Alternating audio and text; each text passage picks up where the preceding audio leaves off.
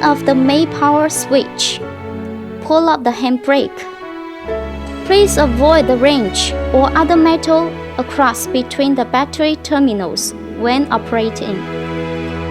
The positive and negative cannot be inversely connected or short-circuited.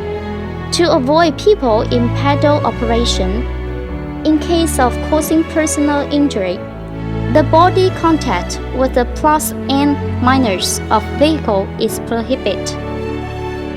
Step 1. Remove the battery cable which connected with the negative electrode of controller.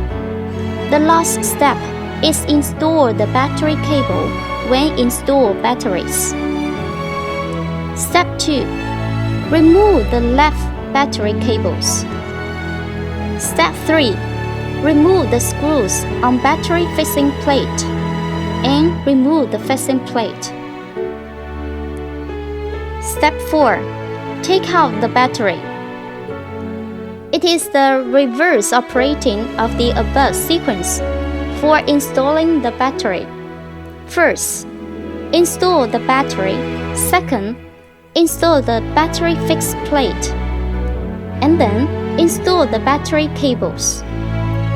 When installing, please ensure the battery clamps are clear.